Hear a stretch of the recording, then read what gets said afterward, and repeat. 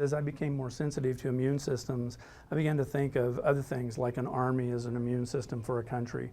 Policemen and firemen are immune systems for a city. And you can take that metaphor on and on and on. So they almost become cross metaphors. The soldiers, the pills, the firemen, the police, all those things enter in as kind of repeating themes throughout the work.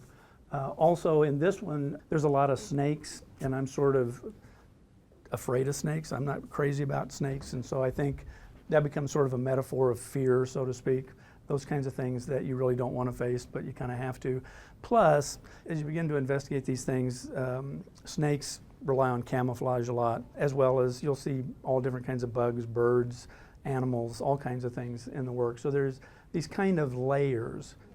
The printer that I have is a 24-inch wide printer. Well, this is considerably longer than that. So I work up the compositions, and I work them up fairly small on the computer, and then I blow them up. And then I print them on my printer, and I do a little collaging and moving around and that sort of stuff, and kind of piece it back together like a puzzle piece. I will cut out part of this so I don't use so much ink, and then I'll put it back together, because really if I tried to glue the whole thing on here, I would get bubbles in it. So it's kind of a technical issue. So a lot of this is actually digital print. The paper is collaged onto the canvas. It's not printed onto the canvas. But then I go back in and paint back into it. One moment you'll see really thick, gooey paint, and then the next minute it'll look kind of photographic, and then it'll be kind of photographic, or it may be really photographic. So that in itself is sort of a deception. It's like, what is going on here? It's a flipping of one's perception.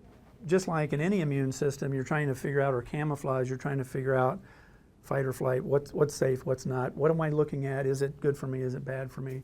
I usually develop these on the computer, and as a matter of fact, I've used the computer as a sketchbook for close to 30 or maybe not 40, about 30 years.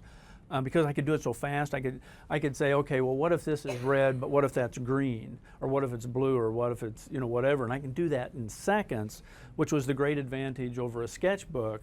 And I could move these things around, I could distort them. This is a figure that is also a repeated figure, but upside down here. But I really distorted him here with easily in Photoshop. And so this is sort of an interesting and weird kind of time we live in, because medical science, which is all about curiosity about the body and what we can do, what we do and what we can do, that there's this kind of curious, it's a great thing, but it's an awful thing, because where are we going to put all these people? If we're going at 7.5 billion people now, where are we going to be in another 60 years?